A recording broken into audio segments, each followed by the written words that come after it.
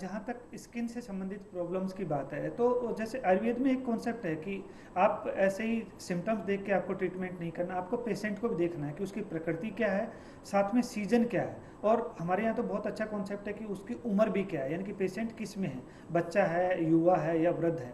तो अभी के सीजन की अगर बात करें तो ये वैसे तो ऋतु संधि का काल है, यानी कि एक ऋतु जा रही है और दूसरी ऋतु आ रही है।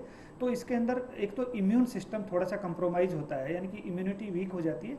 तो जितने सारे भी बैक्टीरियल और वायरल इन्फेक्शंस जो होते हैं उनके होने की संभावना होती है। लेकिन स्किन को अगर पर्टिकुलरली हम बात करें तो ड्राइनेस ऑफ स्किन इस समय शुरू हो जाती है, तो वहाँ पे आपको ईचिंग होना शुरू हो जाएगी, स्किन के अंदर क्रैक्स आना शुरू हो जाएंगे। तो आपको ट्रीटमेंट के पार्ट पे अगर देखें तो प्रिवेंटिव मेजर्स में ये होता है कि आप कोई भी मॉइस्चराइजर, और आयुर्वेद में जो सबसे अच्छा मॉइस्चराइजर है वो है तिल का तेल और नारियल तेल, उसको आप यूज कर सकते हैं। दूध की मलाई वो सबसे बेस्ट एक रेमेडी है। और क्यों कहा है कि आयुर्वेद के अंदर स्किन की उत्पत्ति भी ऐसे ही बताई कि जैसे दूध के ऊपर मलाई बनती है, ऐसे ही शरीर के अंदर आपकी स्किन का फॉर्मेशन होता है। तो दूध की मलाई के साथ प्रकृति के हिसाब से उसके साथ एड ऑन करना है कि किसके अंदर आपको मुल्तानी मिट्टी का उपयोग करना है, किसके अंदर आपको गुलाब जल का यूज करना है, किसके अंदर आपको चंदन का पाउडर का यूज करना है, और किसके अंदर आपको उसीर का, मंजिष्ठा का। ये सारा का सारा एक फिजिशियन के डोमेन में होता है।